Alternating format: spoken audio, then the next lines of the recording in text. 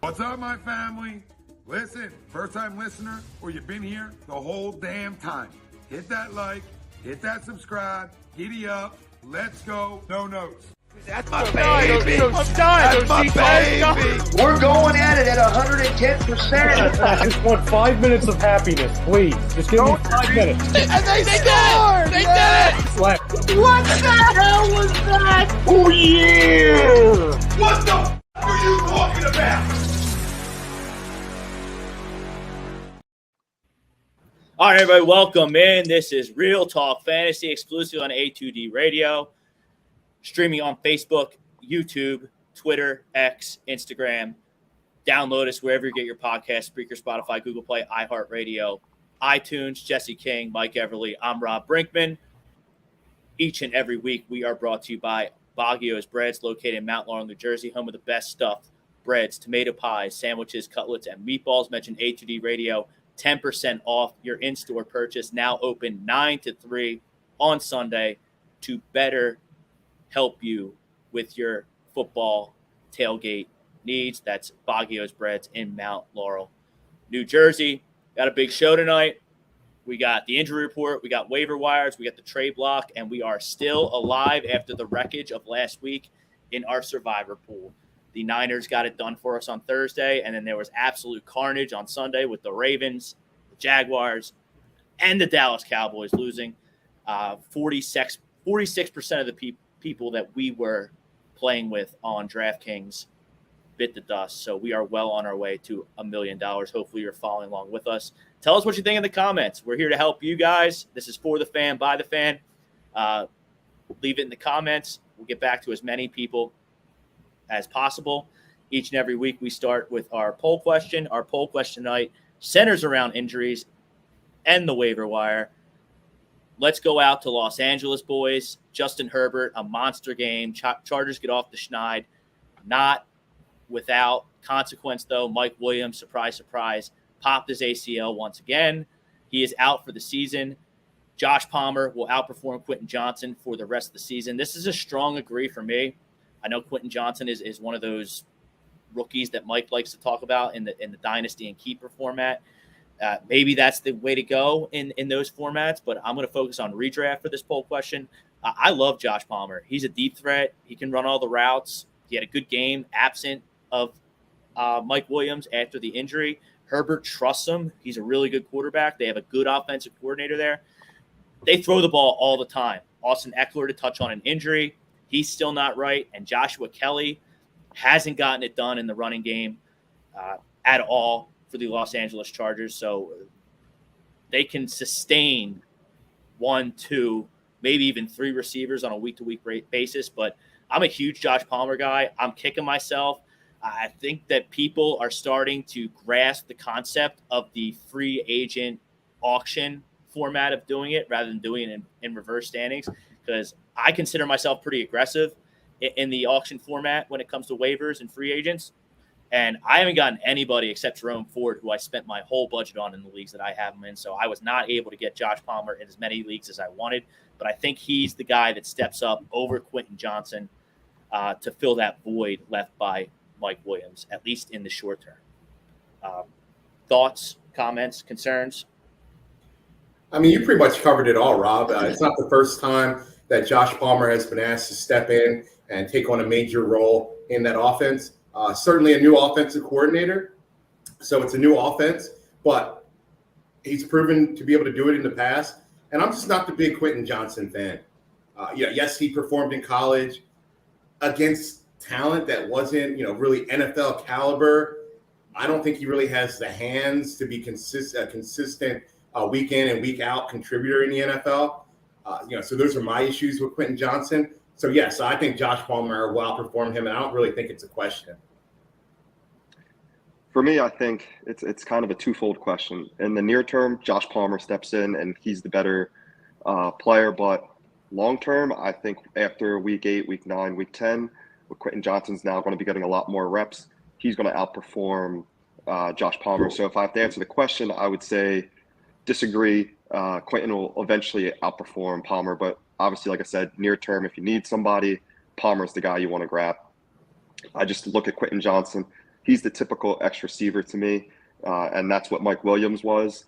So I can just see him coming in and filling that spot, and becoming that safety blanket for Herbert. And to touch on the bidding process, this is the first year that I've noticed that a lot of people seem to have caught up with the bidding. A lot of leagues, I used to be able to get people like stars or guys that were taking over for injured players for like $5 and $10. Now I'm bidding $40, $50, $60, Jerome Ford $65. So people have definitely caught up and figured it out. And then just to touch back on the Chargers, they're getting nothing from their running backs. They're getting really nothing outside of the red zone from their tight ends. Gerald Everett, Parham falls in the end zone once a game, it feels like. But it's all receivers all the time. It's all Herbert all the time in Los Angeles. So both these guys should be rostered in your league, but I think Josh Palmer is way more likely to be the number one receiver on a given week over Quentin Johnson, just because of his deep threat. We talked about Mike Williams. We have a nightmare situation, Monday Night Football, Giants, Seattle. Saquon Barkley listed as day to day. Obviously, you're in a rock and a hard with Jesse. I know I have shares of Saquon Barkley. Jesse, you do. Like, what do you do? Because, like, you got to play a Sunday running back if you don't have Matt Breida or Brightwell. And, like, what do? You're in a rock and a hard place. I have a waiver claim in for Matt Breida in the league that I have Saquon Barkley in. And I don't know. I don't like it. It's my first-round pick, and I don't like this ankle injury at all, and I don't know what to do. And I'm sure there's people out there that are in the same situation. Oh, certainly. I mean, obviously Saquon was drafted in every league, and when you have a guy of that caliber that is, has an injury or has a question mark next to them, you can only hope that they have a 1:00 Sunday game, right? So that you know early enough whether they're going to be in or out, and you have all of the your backup options at your disposal. Ideally, we'll find out by Friday's practice report whether or not he should be playing or is expected to play. So certainly monitor Twitter and everything else for that. But if you have a better option, if you have a legitimate option on your bench, if you were able to get even a Gus Edwards or a Kyron Williams or someone like that off of waivers, I would go ahead and I would play them. Saquon has tried to play through injury before in the past, and he's just not himself. I liken him. We were talking before the show. I liken Saquon to a sports car. Yeah, when everything is right and it's perfect, then they can hum and they can move and they can really perform. Well, one little hiccup, one little problem with the suspension or with the tires, and they're not ready to be out on the road at all. Right? They're not rugged. And that's Saquon for me. When he's tried to play through ankle injuries in the past, he's just not been himself. And that would probably only be the worst thing than him being completely called out, right, out of the game, would be for him to play the game, you to start him, and him not to be himself and put up, a goose egg in your lineup. Unlike you two, I don't have any shares in Saquon. He goes into my do not draft list. I can't. His injury history is too long, and I'm just like, I don't trust him. But for those of you that do have Saquon, just remember, you can always utilize that flex. If you have anybody from either the Giants or their opponent, you can put them into the flex if Saquon can't go. So, you play another running back, and then you hope that Saquon can go. If game time happens, you put in somebody to replace Saquon. But definitely, you're in a tough spot on Monday night. Me personally, I don't like to chance it. Just get the points that you can. And, if Saquon plays, he plays. If not, he at least recovered. Yeah, that's great advice, Mike. And I just want to echo that point. When I'm filling in my rosters week in and week out, I put the 1:00 games in, the running back slots and the wide receiver only slots. And then, anyone that's playing later or anyone that has a questionable tag, you want to put them in your flex, like Mike said. So that way, if for some reason you have to play Saquon and he, gets to Monday afternoon and he's ruled out, you can put, obviously a running back, wide receiver, or a tight end in that flex spot, and you're not really your hands aren't tied to just having to put to find a running back off of waivers, which would obviously be a very limited waiver wire option.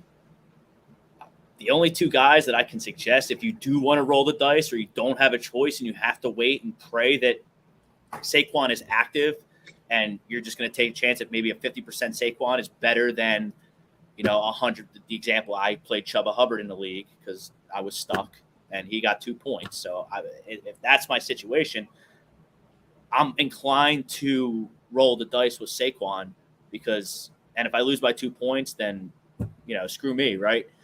Two guys, DJ Dallas gets touches sometimes. He returns kicks for the Seattle Seahawks. Maybe you get a touchdown out of him if you are going to use my go for broke strategy. And then I gave up on Jalen Hyatt this week. I dropped him in every league I had. They're not putting him on the field. They like Paris Campbell better. They like Wan'Dale Robinson. They have Waller. He's just not getting the snaps at this time of the season. So maybe you take a flyer on him if he catches a deep pass like he did against the Arizona Cardinals a couple of weeks ago. But Saquon presenting headaches to fantasy owners. I guess everyone that drafted him, I guess they shouldn't be surprised.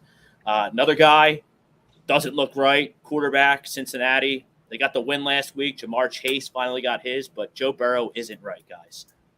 That calf is lingering, and it's not good. Yeah, and he's obviously going to try and play through it. Joe Burrow is a gamer. He wasn't going to sit back and watch his team fall to 0-3 last week. If there was any way for him to be out there, and I tip my hat to him for it, it's obviously a killer for his fantasy value. The man can't move. He can't really drive the ball down the field the way that you would like him to, the way you've seen him in the past. It obviously affects the receiving weapons there. Tyler Boyd is completely off of any fantasy radars. And this is a guy who was, a flex option in years past. And obviously T. Higgins and Jamar Chase have not been able to put up the top end fantasy performances that you would, hope for them, or from them, should I say. The one thing, and I'm just worried about with Joe out there limping and not able to protect himself, is for him to either re-aggravate this injury and it to really be season-ending or, God forbid, career-changing, or two, for him not to be able to protect himself and take a big hit, that could knock him out for, multiple games or something like that. Those are the two things that really scare me about Burrow. Luckily, I don't have him in any leagues, but if you have Joe Burrow, I don't see how you can start him. I completely agree. Joe Burrow at this point, I don't think he's startable, but he's definitely not droppable yet. Put him down on your bench. You try and go grab a Brock Purdy or somebody like that, somebody that can get you through the next couple of weeks. Generally, these calf strains take 4 to 6 weeks. So he's around like probably week 4 or 5, depending on how badly he strained it week 1. He may have re-aggravated. If he did, then, it might be a little bit longer. But he's not droppable just simply for the fact that the offense that he's in, T. Higgins, Tyler Boyd, and, of course, Jamar Chase, makes him a valuable quarterback. And he will put up points. He just has to get healthy. Now, like I said, this might be a multi-week thing where you just got to sit them down. Maybe you stream quarterbacks based on who they're playing. But right now, Joe Burrow is definitely not a player that I would consider starting right now. Yeah, if you have Joe Burrow and CJ Stroud is out there in your league, that's as good a streaming option as any at this point. Don't look now, but the Houston Texans, they have a good offense. CJ Stroud's throwing the ball well. They have Tank Dell, who's a good receiver. We're going to talk about him more in waiver claims. They have Nico Collins, who can take the top off the defense. Robert Woods is a good safety blanket. If they can just get Dameon Pierce to complete that offense, the Texans can be extremely fantasy viable, and CJ Stroud would fit the bill for me. I would take him over a Brock Purdy, or I don't know who else is in that vein. Probably Matthew Stafford. Yeah, Matthew Stafford, Baker Mayfield, who started the season hot. I will say last week, I own Anthony Richardson in almost all of my leagues, and he was out last week with concussion. It was a bad week to have to stream a quarterback. I will say I lost a couple matchups by just a few points because Baker Mayfield put up a dud, and because Matthew Stafford put up a dud. So the grass is not always greener on the other side. But, these are the tough decisions you have to make. And, these are the outcomes that you have to live with. Just because a player puts up a dud doesn't mean that it was the wrong decision. Just wasn't your week that week. But it could still be the right decision. It could still be the right, thought process. So, stay vigilant, keep your head down and keep fighting through the season. I think those are the three major injuries on the fantasy landscape this week. Derek Carr, yes, thank you. Yeah, as you have Olave on multiple teams, Rob. I have Michael Thomas and Olave on a lot of teams. That Derek Carr injury stinks. I do believe it is a sprain to his AC joint. And the real bad part is it's his throwing shoulder. So it's not just a pain tolerance thing, right? It's a range of motion thing. So, that certainly affects the receiving weapons there in New Orleans. But my question is, does it negatively affect them or positively affect them? Because I was going to go positive. Jameis Winston's he's going to throw the rock. He's going to turn the ball over. He might not win a bunch of games, but he's going to sling it. He's going to throw the ball down the field. What I will say with Burrow and Derek Carr, I think the top receiving options on those teams, Jamar Chase and Chris Olave, I think they're going to be fine. But I think the injury bug to that quarterback position, that makes Michael Thomas a super iffy start. That makes T. Higgins a super iffy start. And then anyone below that, I don't think is startable. I believe Alvin Kamara can play this week. Yes. So yep. That's an interesting play with Jameis in there. Maybe they can get their running game going, and Alvin Kamara has proven to be an excellent dual threat running back over the years. So, and Alvin Kamara wasn't hurt. He was suspended. He was naughty in the offseason. He's done his time, and he's going to be back this week. So a little bit of breath of fresh air for the Saints offense there. I don't know. Alvin Kamara, is he startable? What are we expecting from him? Oh, certainly. If you drafted him and you've been waiting all this time, you got to start him. Yeah, I have a lot of shares in Alvin Kamara this year, just for the simple fact that he fell further than I expected him to, so I grabbed him. I'm starting him in most of the leagues. Now, I'll probably hedge my bet a little bit, and there's one or two leagues I'll play somebody else, but I think he's startable. It's like you said yourself, he wasn't injured. He was suspended. So he's chomping at the bit to get back on that field, and it's not like he's coming back from an injury. So, all right, let's kind of recalibrate the trade market for everyone because, waivers get nabbed up. If you want a guy and you don't bid enough, I think it seems like a majority of people are shifted to the auction style of waivers. So, if you're not bidding a lot to get your player, you're going to be left out in the cold. So that leaves you trade market. I made a trade in a league today, in a league that I didn't have a quarterback. I traded Stephon Diggs off my team, and I received DK Metcalf and Justin Fields. We talked about the dual threat option from your quarterback position, one of our 10 draft commandments. Justin Fields, even though he's been stinky, fits that build. And this is also a league, talk about knowing your scoring system, where if Justin Fields goes over 100 yards rushing, I get a nice little bonus. Jesse, you mentioned Baker Mayfield, his stinker against our Philadelphia Eagles on Monday night. That was my quarterback in that league, and I'm 0-3. And I feel there's a conspiracy theory going on in that league because everyone seemed to recognize that I needed a quarterback, and now everyone's using their waiver claims on quarterbacks. Be that as it may, so I had to pull the trigger on a trade, Stephon Diggs for DK Metcalf and Justin Fields. My thought process behind the trade was Stephon Diggs is probably going to outscore DK Metcalf, but by how much? They're both studs. So I don't think that gap is going to be that great. And then I solve my quarterback situation with a dual threat guy that it's tough to believe in Justin Fields right now, but I guess I got to die on that hill between my takes across this platform on all the different shows that I'm on, that I thought Justin Fields was the best quarterback in that draft. And I think there's talent there with Justin Fields. So, I'm rolling the dice with Justin Fields. Hopefully he solves my quarterback situation. I'm not thrilled that I gave up the best player in Stephon Diggs in the trade. But in terms of point total, even though Justin Fields stinks, he's probably going to be the highest scorer in that trade. So thoughts on the trade and my thought process? So I think you got a good deal. It's a trade that I probably would have made if I was in your position. One thing I'll say, I'm on that hill with you when it comes to Justin Fields. I'm in the Philly chat, and every week they make sure to remind me that Justin Fields is my boy. So I'm dying on that hill. I refuse to flip-flop. I do think, though, that he'll be better in the second half. Eberflus and that OC up there are on the hot seat. I mean, Vegas is already thinking he might be, between him and Brandon Staley, going to be the first coach fired. The Bears have ruined quarterback after quarterback. Jay Cutler, Trubisky, now it's Fields. At some point, they're just going to blow it up and get an OC in there with the quarterback of his choice instead of inheriting from the previous regime. So, yeah, I definitely think making that trade, even though you gave up the better player, I don't think the difference between Diggs and Metcalf is like that great. And to upgrade a position that you just didn't have anything there, 100% you make that trade, especially at 0-3. You got to shake things up.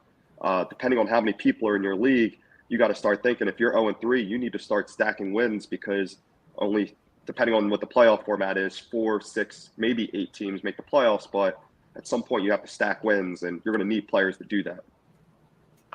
Yeah, and I'm glad you made the trade early, Rob, right? Didn't wait too long until it was too late, to make that trade. And if you listened to the episode last week, I'm sure you heard us say it's tough to trade in fantasy football. It's a short season and people are partial to their players. They keep the draft in their mind and they don't want to get ripped off or robbed, or they simply just don't value or view your players in the same light that you do. So sometimes if you really need to make a trade like Rob did in this situation, being 0-3, sometimes you have to give up the better player. And I think, obviously you did that. No one's debating whether you'd rather have Stephon Diggs or DK Metcalf straight up, right? But this is one of those rare, very even trades. The other team got, yes, the number one best player in the deal, but your team certainly got better. It's only been 3 weeks. Justin Fields started off last season terribly. I dropped him in multiple leagues last year, and the leagues that I was able to pick him back up in when he started getting hot, those are the leagues that I actually went to the playoffs and contended for championships in. And I think he obviously has that skill set in his bag. He's a dual threat quarterback, which is really the only cheat code nowadays in fantasy football. And if Eberflus gets cut, that's the team really showing that they're taking the quarterback over the coach, right? So then what does Justin Fields want to do? Justin Fields wants to run. He wants to, one option, maybe a quick hot read, and then he wants to run the ball. And that's the type of stuff that's going to bring, fantasy greatness to. So I like the trade, Rob. I think it was a great trade. And honestly, it's a great trade for both parties. It's rare to see an actual fair trade, get accepted and go through. Yeah, everyone thinks I got hosed. I don't. Makes me think. I don't see it that way. Have you guys made any trades? Like, who are you guys targeting in trades? Are you trying to throw? I know another guy that I've been floating out there, actually in that same league, is Raheem Mostert. Now, everyone might be saying, but it's all about roster. I'm pretty good at running back in that league. How much better can Raheem Mostert get after scoring 4 touchdowns in a game? So, yes, he's good, but I can also get something good back in return. So that goes into my thought process as well. And Cheney, he was a stud too. So, I mean, is it only a matter of time before Cheney from Texas A&M is the back there, or is Mostert going to keep doing his thing? You got Jeff Wilson on IR coming out. The backfield's about to get very, very, very crowded. So Raheem Mostert, not saying you should trade him. I'm not actively shopping him, but if I can get something that I really like from someone for Raheem Mostert when I'm set at running back in a particular league, I'm entertaining it. I'm trying to sell high on Raheem Mostert. So far, when it comes to my leagues, I am in the bird's eye view in quite a few of them. I'm right now looking at the guys that are in your position, Rob, 0-3, and I'm trying to steal somebody off their team. I'm trying to, I'm sending those text messages, hey, let me help you, try and get Cooper Kupp or Bijan Robinson. I'll offer the guy today, I think it was Ken Walker and Terry McLaurin, because I'm set at running back and receiver. I was able to pick up Jerome Ford, and I got Puka in that league. So I was like, let me get Bijan for those two. And, he's like, I'm not there yet. But those are the guys, like right now I'm trying to, see if I can take advantage of somebody that's starting to get desperate. One thing that's why I made the trade, because those people who are kicking their feet at 0-3, now you're 0-4, 0-5, and you basically almost have to run the table to make the playoffs. That's why I took an active stance and tried to shuffle my team before it's too late. Yep. That's what I'm looking for right now when I'm looking at trades. Or I'm trying to take advantage of a situation. I don't think it's going to go now because everybody's starting to figure out that Sam Laporta is exactly who, I said he was last week, that next Iowa tight end off the conveyor belt. And, he's showing up. I sent a couple trades out last week for Porta in a couple leagues, and nobody was biting. But right now I haven't made any trades. I'm still always looking, still always shopping. Yeah, I feel like people have been, listening to our podcast and listening to our advice, and they're not panicking because I have not been able to pull off any trades either in any leagues. Luckily, I'm not really in dire straits in any of my leagues. I don't have any leagues where I'm 0-3 in, luckily. So I'm not really looking to make a 1-for-2 trade in most leagues, right? Or excuse me. Yes, yeah. I'm not really looking to, like I said, make a 1-for-2 trade to really fill out my lineups. My lineups are good. I have certainly been trying to find a tight end in leagues, and no one seems to really be biting. But I've been trying to get people to trade me Darren Waller, who hasn't really started off hot, but I do like the target share and the way they're utilizing him. They played some tough defenses to start the season. I've been actively trying to move Mostert, and guys that have popped early, but I don't really expect to be week in and week out reliable fantasy options and contributors. But just like people are getting smarter with their free agent acquisition budgets, it seems like people are getting smarter, not just jumping or biting, at the trade bait when you throw it out there after a guy has a big game. They're staying more level and taking a more full season, approach, an outlook on their teams. So I have not been able to pull off any trades, to be honest, so far. There is one league that I'm going to need to make a trade in. Rob, it's the auction league that I run. The auction got away from me, and I like my team. I like my team, but the problem was I finished the auction with too much money in my pocket, and that meant I just did not buy a real top end number one round draft pick. I just didn't buy that guy. My team is filled with second and third round picks, guys that I like, but I don't have that number one guy. And I really, fantasy football is all about stars. So I need to make a move for a number one guy. And no one's really biting. I haven't really put anything, together. Luckily, I have a win in that league. But honestly, what I've been thinking of, I really need to switch it up. And I got to get a real star on that team. And I might need to take a real swing like Rob did, right? Take a real chance and try and get in there early. I think I need to text the Cooper Kupp owner and see what it will take to get Cooper Kupp on my team. All right, now see, I want to talk about Mike. Cooper Kupp real quick because there's a guy I follow on Twitter. He's a doctor, and every week he goes over all the injuries for every player in the league. It's really helpful, and he explains the injury and stuff like that. Something he said caught my eye. He's like, Cooper Kupp, I have not heard a single word about him, about running routes, looking good, all this stuff. He's like, these are hamstring, soft tissue issues.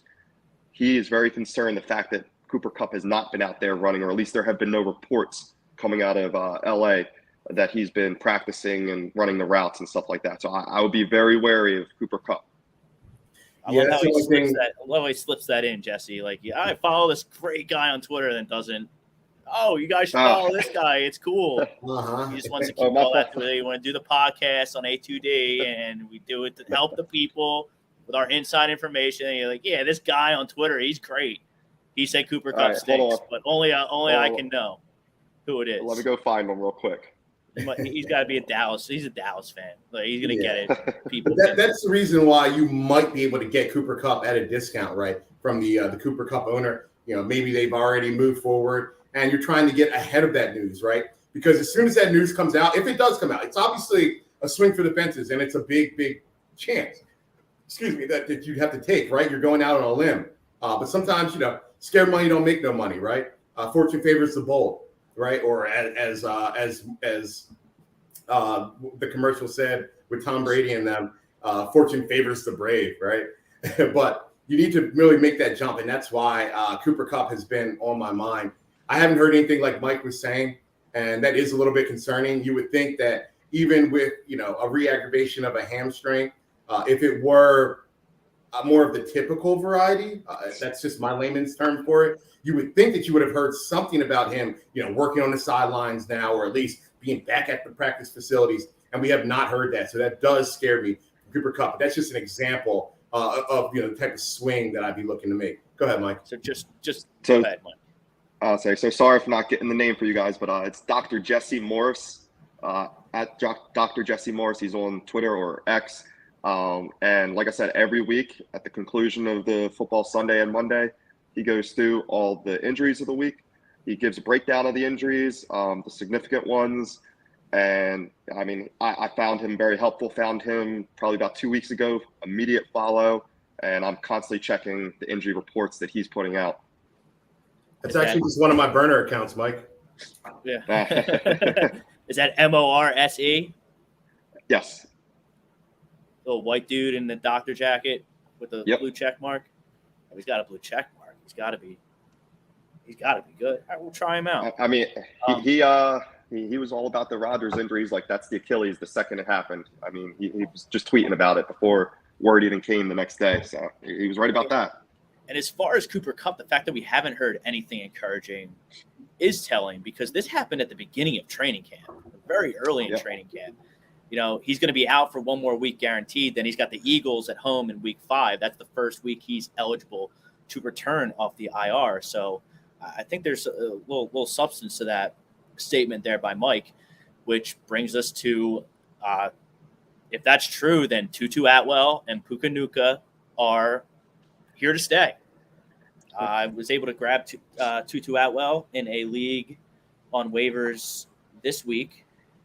Puka, he went week 1. He blew up, and you had to spend all your budget to get him. I wasn't trying to do that. I'm very wary about spending a majority of my budget on a receiver, just because I think we all kind of not punt, but value running backs less when we're drafting our fantasy football teams, and we're built around receivers.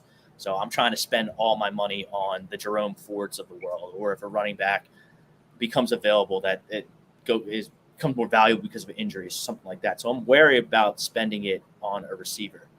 I do regret not getting Josh Palmer in a bunch of leagues, though. I mean, look, Josh Palmer is a good receiver, right? But he's not going to be out there. Don't forget, Keenan Allen is still on the field. Keenan Allen's still going to command the targets. So, yes, Josh Palmer is a good receiver. He's going to step in as a number 2, but he's just that, right? He's a number 2 option. Keenan Allen's on the field for right now. But let's be fair about that. Keenan Allen, last couple of years. That's not fair, Michael. Keenan Allen, he had the injury bug early in his career, but I feel like he's been relatively healthy in the latter part of his career. He's on the field a lot. He has, and most of his injuries are, the freak, more one-off kind, right? Early in the season, in his career, he had like a lacerated kidney and things of that nature. He's not the type that's like the repeatable injury, right? He's not the soft tissue injury guy that's going to miss 3-4 games every single season because of it. So you can't predict injury. We'll see how the season plays out. But Keenan Allen, while he's on the field, he's going to be that alpha. He's going to be that number 1. He's going to get the greatest uptick in targets and fantasy production.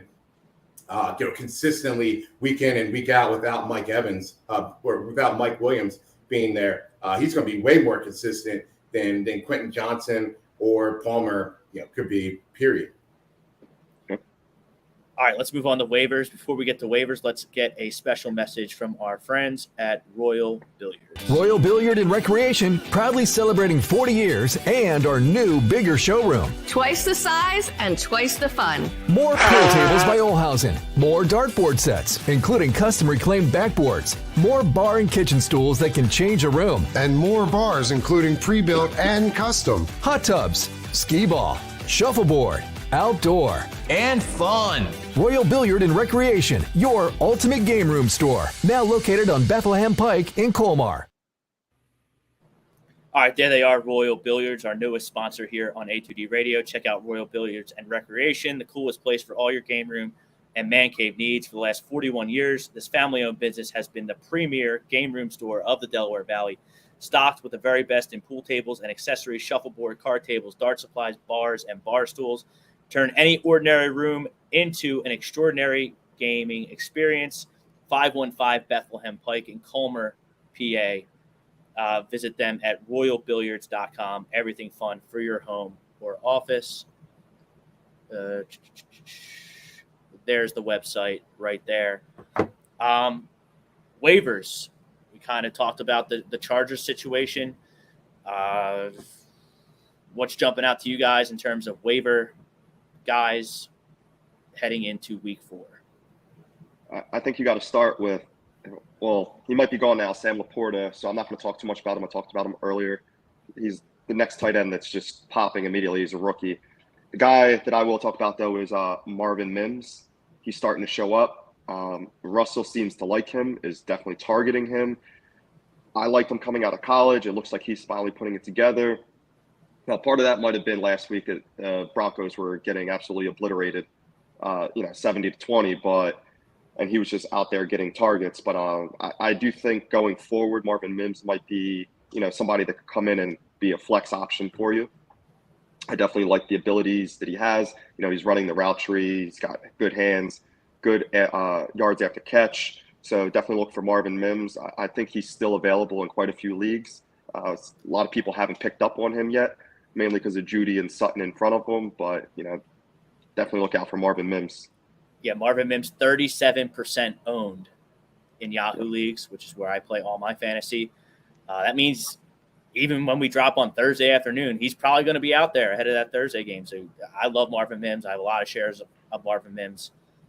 He returns kicks, too. I know the kickoff game is not what it once was, but, he had a kickoff return for a touchdown last week. So that's just an extra, way he can get in the end zone for you.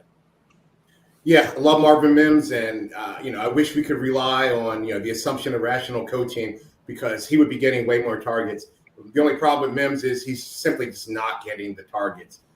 2 targets in week 1 and 2, and then 5 targets last week. But like you were saying, Mike, it was a 70-point blowout, right? So kind of take that with a grain of salt. I was hoping he'd get more targets, but especially now with Jerry Jeudy being back out there on the fold, and Russell Wilson just simply not being the chef in the kitchen that he used to be.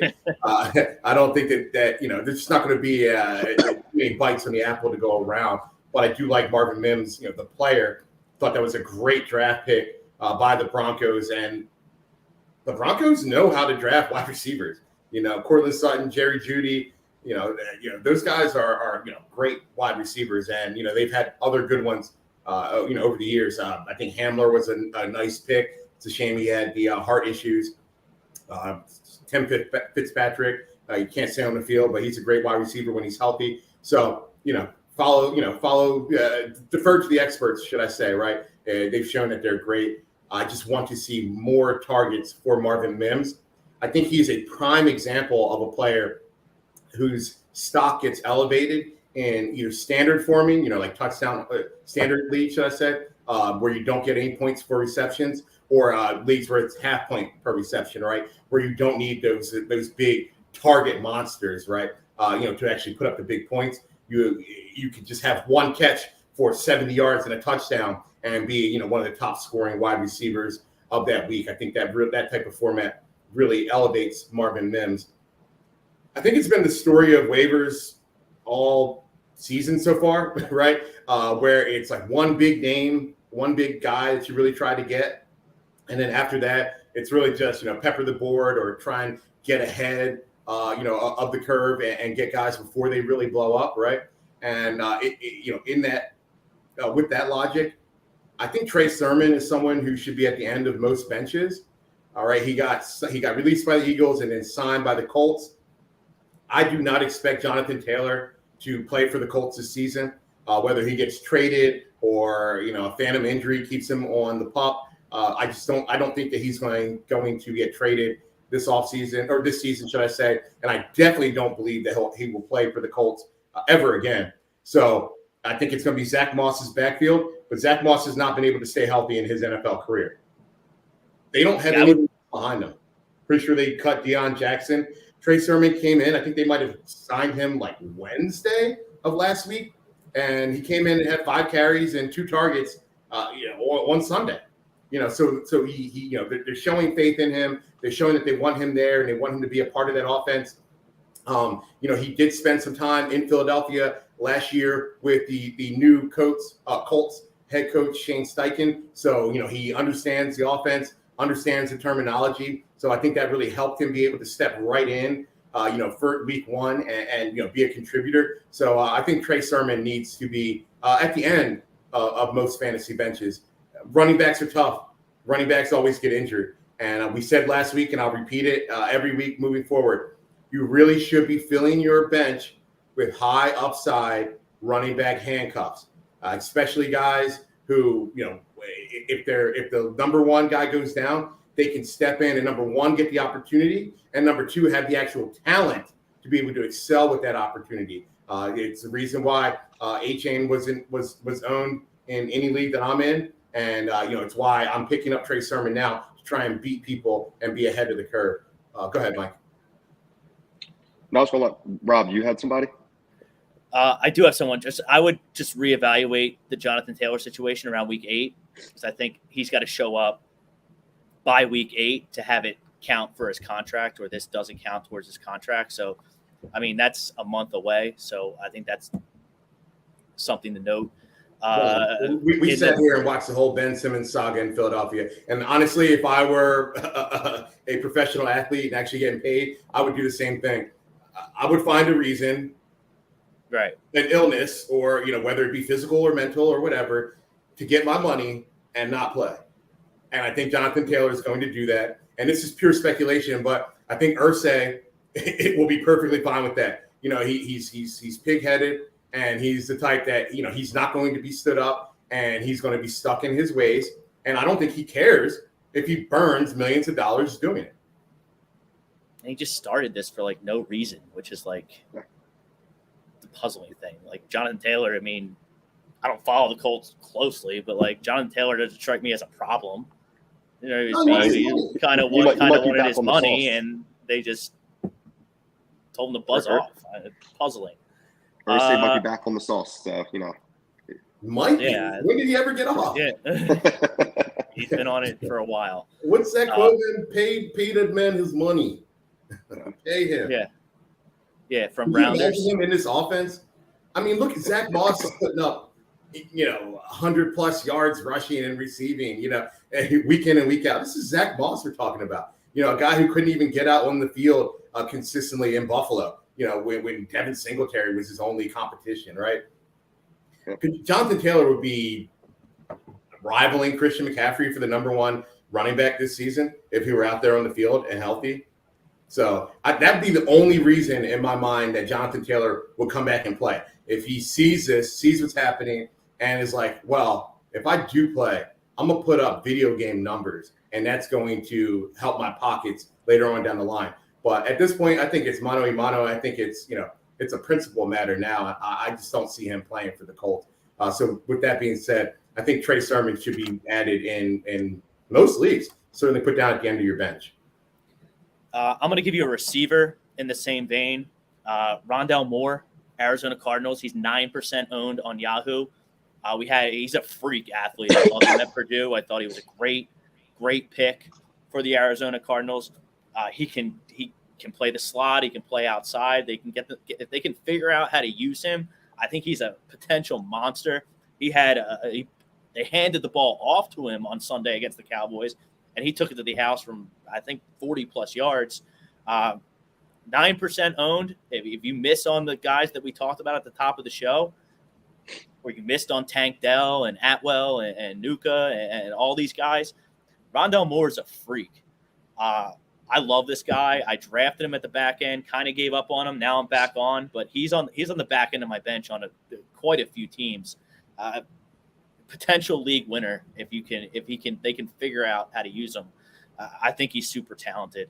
He's just got to get the opportunity. We talk about it all the time on this podcast. Opportunity trumps talent. Rondale Moore made a big play last week. Let's see if the Cardinals and Jonathan Gannon reward him and give him some more touches, make him a bigger part of that game plan. I certainly would if I were Jonathan Gannon and that offensive coaching staff. And Josh Dobbs hasn't looked tragic. They get the win over the Cowboys on Sunday. They were in the game against the Commanders. Yeah, right? Go Birds. Yeah, Dallas sucks. Yeah. They were in the game against Washington in week 1. So they've proven that they've heard the noise, which we've talked about, that they're going to be this dumpster fire. And they've responded with some – I'm not trying to get over the top here. They still stink, but I don't remember what they did in week 2. But 2 close games, one which resulted in a win. Like, they're a competitive football team. They've heard all the noise, and they've stepped up. So Rondale Moore, he's at the back end of my bench pretty much across the board. I definitely like Rondale Moore. He's got miles and miles of heart. He's fearless. He goes across the middle. Love that guy. And, when it comes to the Cardinals, it's what we said at the beginning, the first week. The players are never going to tank. They're playing for their next contract. They don't have it in them to tank. So to think that even though a team is bad, that they're just not going to show up, I mean, unless they legitimately quit on a coach, the players are not tanking. A guy that I think you need to look at, it's quarterback. It's C.J. Stroud.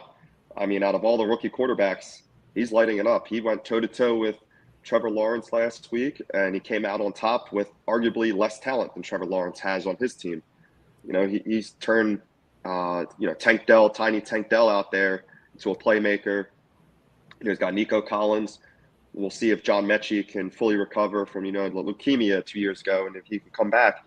That's 3 weapons for him. Now, Dalton Schultz has been nothing thus far this season, but CJ's putting up points. I think he's the 6th ranked quarterback right now in fantasy, depending on your league settings and stuff.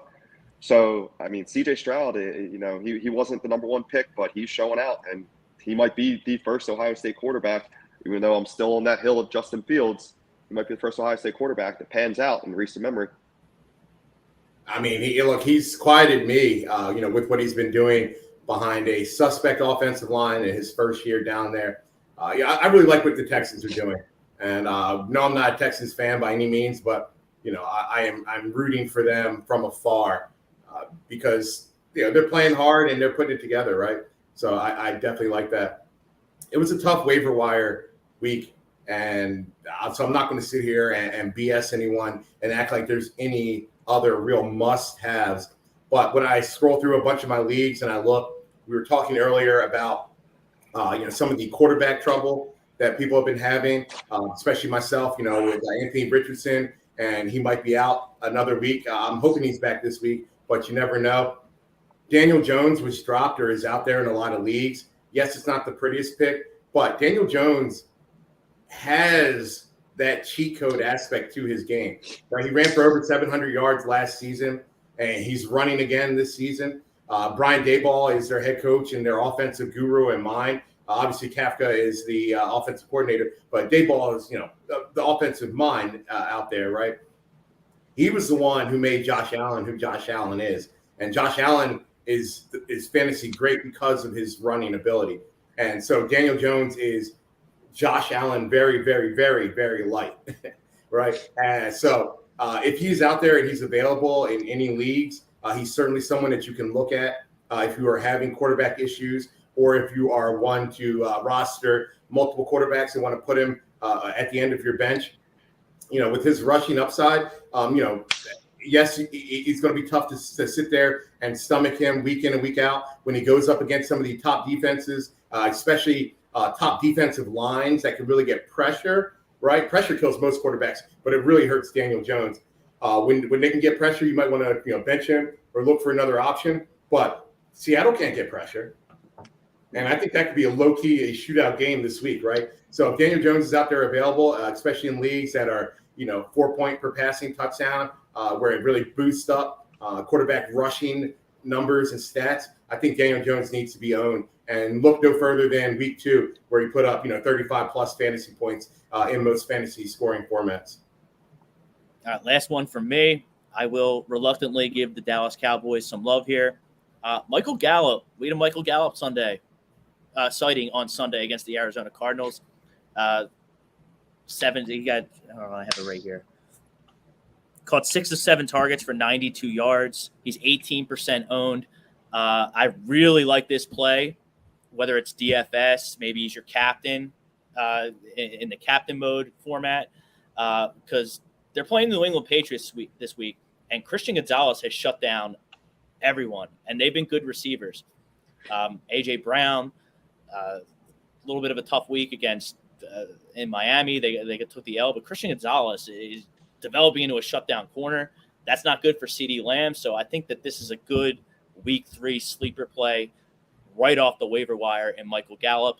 Obviously, don't get carried away, start your studs, but if you're stuck and you got to play Michael Gallup, I guess this is more of a DFS play than a waiver wire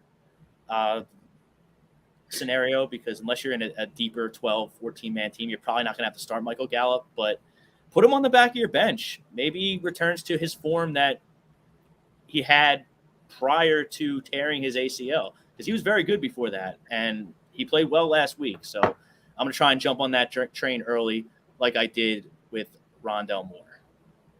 And just to echo that, the reports are already out that Christian Gonzalez is probably going to be traveling to wherever CeeDee Lamb is. So looks like he's going to be mano-a-mano all game. I mean, that makes sense because Dallas doesn't have another receiver. Michael Gallup is trash. He's shot. The injuries zapped his ability to go downfield and jump up and get contested jump balls. All right, let's move on. Last segment of the show. Survivor segment, Survivor Pool. We are still alive. Our Survivor pick is brought to you by Hats.com. Our band B-Dawk here in Philadelphia was inducted into the Pro Football Hall of Fame in 2018. To commemorate this moment, B-Dawk designed and launched an exclusive collaboration with Bowman Hat Company, America's oldest hat maker, on Hats.com. Brian's love of hats and the Eagles were on proud display in Canton, and now you can find yourself in that same iconic Hall of Fame fedora. Just go to Hats.com, search for Brian Dawkins, use the code Philly right there on the screen, 15% off your order, and you can also catch Brian Dawkins live here on A2D Radio every other Thursday on Vetted, Thursday afternoon with Hollis Thomas and Irving Fryer for Dawk Talk. We're alive, boys. 3 weeks in. We haven't really had to sweat anything out. A lot of people bit the dust. So it was kind of best case scenario for the Survivor Pool in our regards for last week. This week, it's not as easy. We've been debating it for a couple days now in our group chat. I don't know where to go. I think this is the first week I'm going to split my entries. I have a personal one and the show one. I think I'm going to split them this week. But, I mean, it's tough sledding. And remember, we've already used the Bills, we already used the Niners, and we already used the Ravens. So they're done for us. So thoughts on our Survivor pick this week?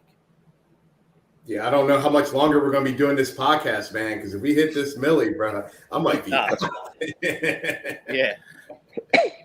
Yeah, you're right. Luckily, the Bills are not in play for us this week. Even if we had them available, I wouldn't want to, take that tough division match. And honestly, I think Miami might be the best team in the AFC East. But just looking at the board, Chiefs at the Jets are a 9.5-point favorite.